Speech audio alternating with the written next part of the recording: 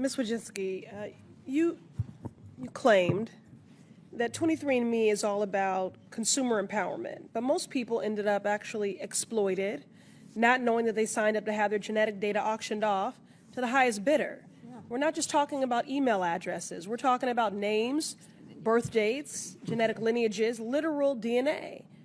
Data that implicates entire families, not just the person who gave the sample. Ms. Wojcicki, can genetic data, even if de-identified, be linked back to individuals? I appreciate that question. Could genetic data be linked back to individuals? You would, you can link back. Your DNA is your DNA. If I have a way of matching it to something that potentially connects to you, then you could potentially identify. So the answer is yes. The answer is yes. The genetic data, even if de-identified, can be linked back to individuals, just the science.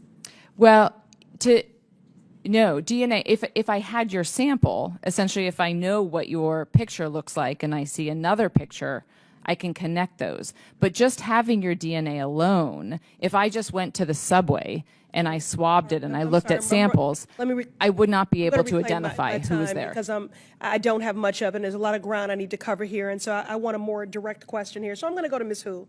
Is de-identified genetic data truly anonymous, or can it be traced back to individuals? Ms. Hu.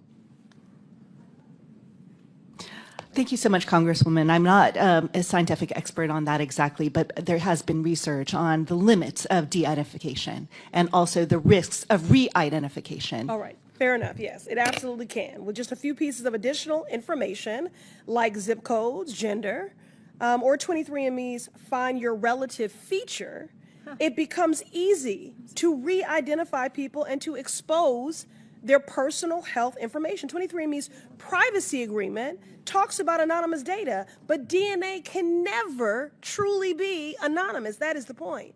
Now, Ms. Wojcicki, you said a limited number of customers were compromised by the data breach, but the truth of the matter is that out of the 15 million people who trusted this company, half of them, 7 million, had their data exposed. So that's not inconsequential, it's deeply consequential. And now that same data can be sold off to a for-profit pharmaceutical company, so you can understand why people are rushing to delete their accounts. But the thing is, when people have tried to log in and delete their data, they received error messages and then the website crashed. That is not okay. Your company is preventing people from deleting their information. Mr. Savage, it's time to put people first. Will you contact each of your customers seeking consent for 23andMe to continue holding their data? Yes or no? It be a simple opt-in communication that you send out before any bankruptcy sale. I want to really underscore that. Congresswoman, we first have sent a notice out to all of our customers via email, notifying them of the sale, and that a second email is currently going out this week, notifying that their sale is reclaiming my time. Please just answer the question, yes or no, okay? Will you commit to contacting each of your customers seeking consent for 23andMe to continue holding their data? This should be a simple opt-in communication that you send out before any bankruptcy sale, yes or no?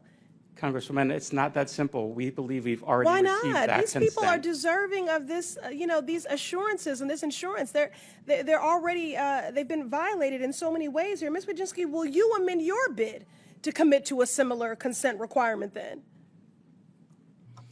I don't believe I can talk extensively about my bankruptcy, about the bid, but I can say in the past, for example, when we did the GSK partnership, we proactively communicated with all customers. I know that. With that link. I know that. It's not good enough. It's not good enough.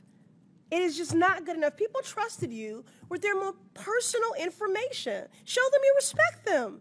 They do not need your apologies anymore, and they don't need your sympathy. What they need is legal protection. So if you're not able to protect the 15 million people and their families who trusted you, this company should not exist. The breach of data, the breach of civil liberties, the confusion this has caused for millions, it might just be time to give it up. I yield back. Chair,